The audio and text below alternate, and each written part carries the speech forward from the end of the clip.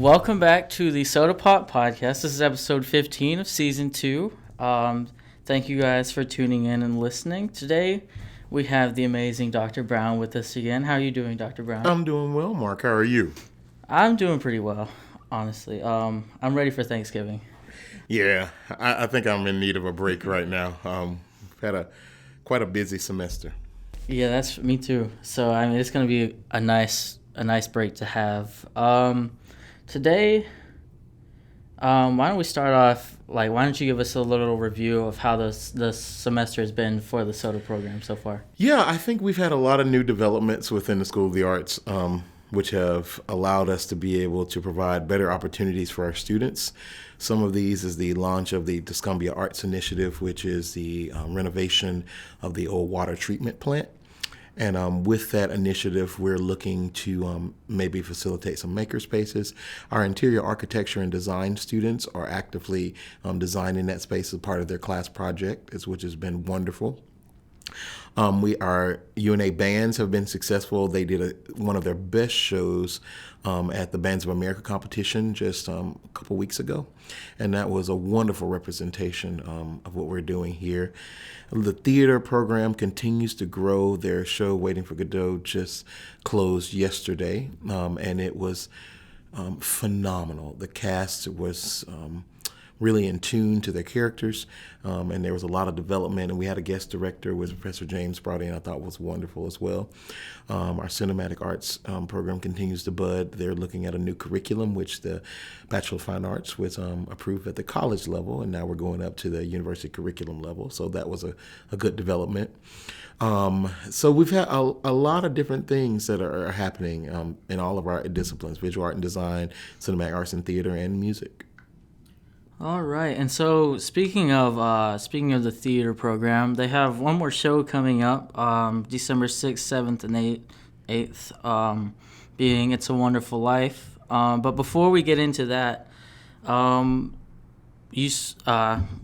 have this Create scholarship that you've kind of come up with and done all that. Why don't you tell us a little bit about it? Yeah, Create stands for Communities Reaching Every Artist Through Education. And it is a partnership with the Franklin County Chamber of Commerce. And what we're looking to do there is to provide funding opportunities for students who necessarily don't have to major in the arts, but just be in an artistic discipline here within the University of North Alabama, who are from Franklin County. And what students can do is provide for funding opportunities for things outside that a normal scholarship will cover. So if they need help with additional books, if they need help with a new car battery, if they need help with groceries, that we're able to help provide that funding for them. What students will need to do is just present a budget of their proposed expenditure. The committee will review that budget and then allocate or award funding based on availability and need.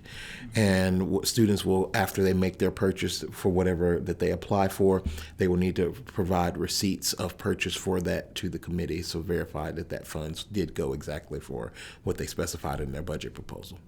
Okay, that's pretty cool. I know that being a college student myself, a scholarship like that would help a lot, especially with like things that my normal scholarships wouldn't pay for. Yeah. Which is really cool. I think that's a big idea.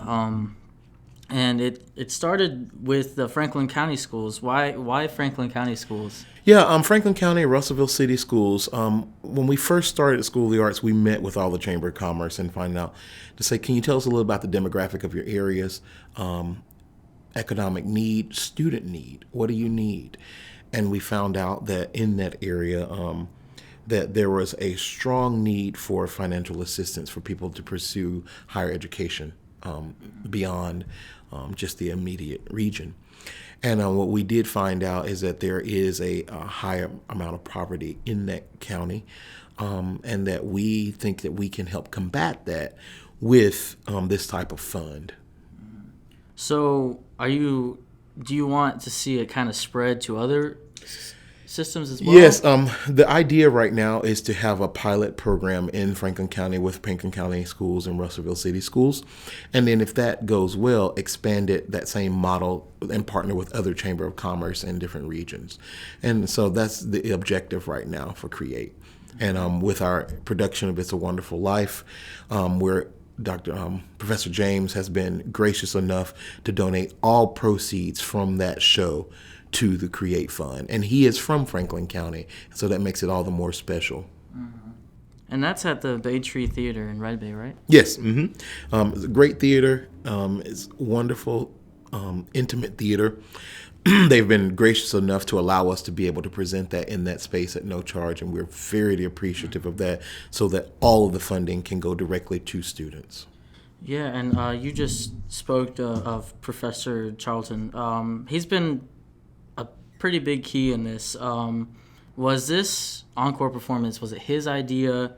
And does it, like, how does it all connect? I know you talked about funding, but does it have, like, a deeper meaning as well? Yeah, I think it's all interwoven together. He talked about reprising It's a Wonderful Life, because it was such a success. And I said, well, hey, how about we look at doing it in your home county? Mm-hmm. And from there he was very receptive to that idea. And from there we took it and said, let's find some venues to be able to present this and use that ticket proceeds to go back in. So for him, yeah, it is personal, because that is his hometown, and he does know the students who leave that area and what they're capable of doing. Mm-hmm. And the school system there is wonderful and supportive in helping students meet those objectives. But if we at UNA can help them even further, to help them even more to further their career endeavors, why wouldn't we? Right. And I know, like I said, funding is a big part of this scholarship, and this is like the big funding project for this semester. It is. Is there like another project that we'll have that'll be funding it for the spring semester as well? Yeah, we're going to have two events. This is the first one. The second one will be a solo voice recital by me. I am going to do a recital of American song and spirituals. And that program is in February. I don't know the exact date off the top of my head when we're doing that. But we are doing that in February, and I'm going to present a solo recital and hopefully take donations. That one will not be a paid event. One of the local churches has been gracious enough to open up their doors for us to do that. And that won't just be a donations event. And we're hoping that those donations will be enough to get us our first round of funding opportunities for the fall 20 semester. And for those of you who have never seen Dr. Brown, you're in for a treat if you go to that performance. So definitely go check it out. That's next semester. I'm sure we'll be talking about it again on here. So, but like with the end of this Create part of the podcast, what do you? When do you think will be the proposed date for this award to be finalized? Yeah, we're looking for in July to have the final tally of the funding for that year.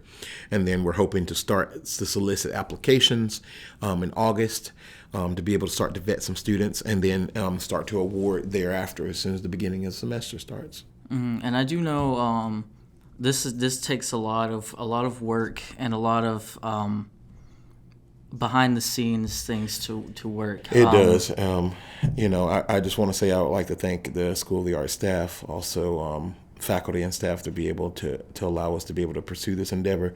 Of course, our administration, and always supporting any endeavor and idea we have within SOTA. Also, Cassie Medley and her office staff have been wonderful in allowing us to be able to get into that area to be able to present opportunities. I'm meeting with some of the principals and school leaders there next week.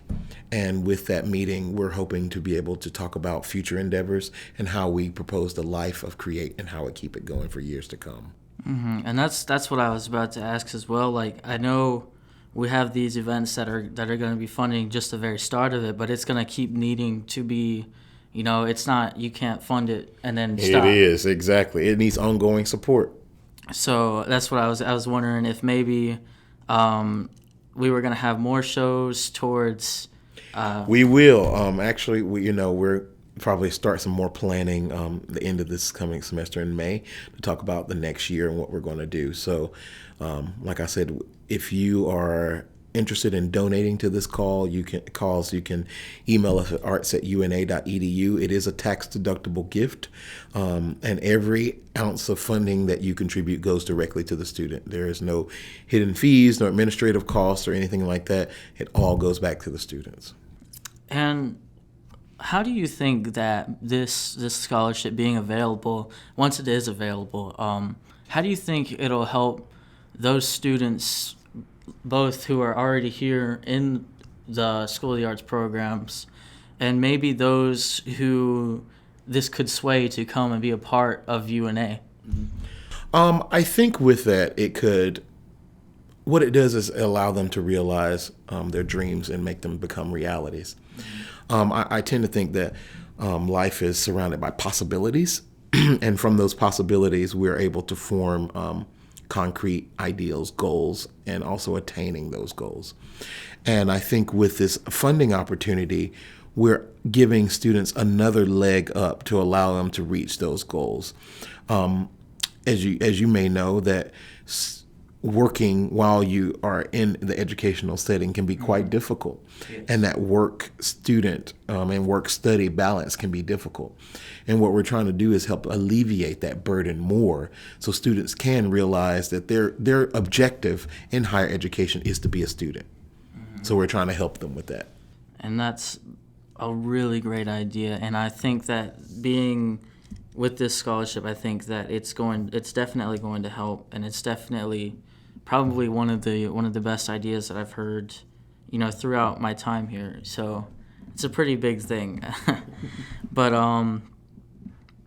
if you do remember, he said that if you have inquiries about donating, email us at arts@una.edu.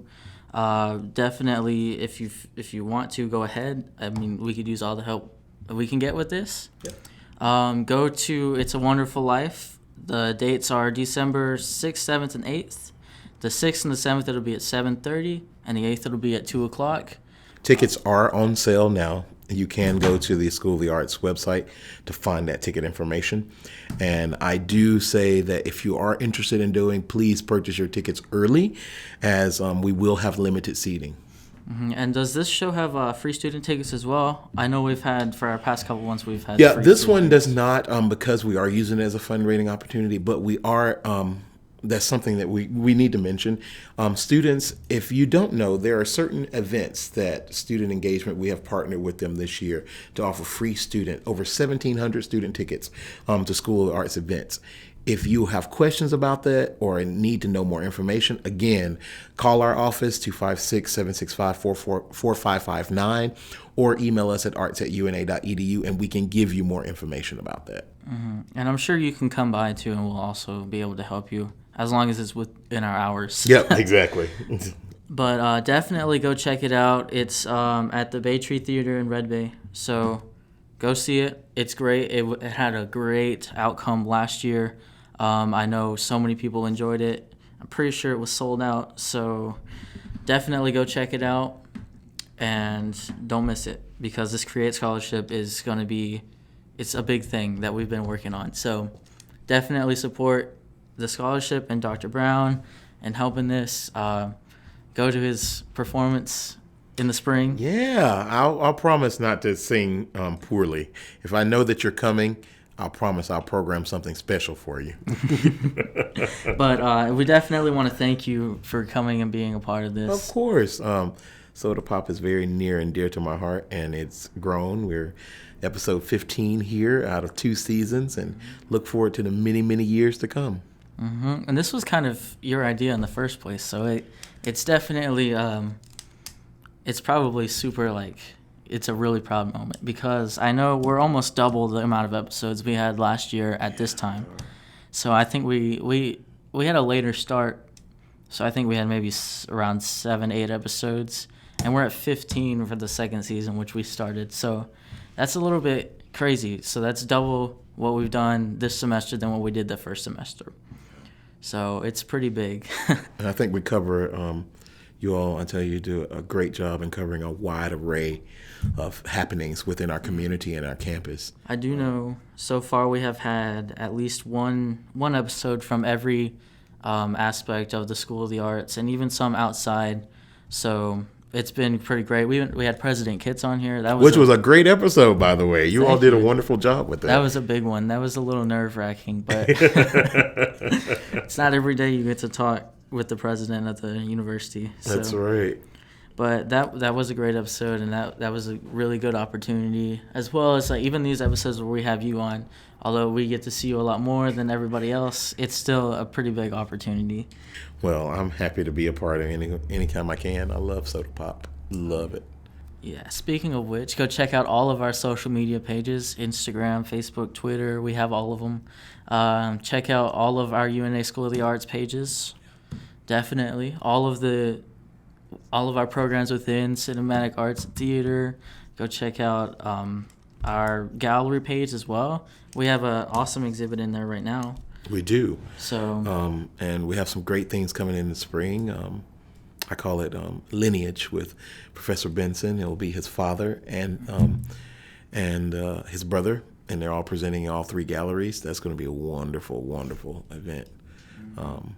So yeah, we have some good things coming up.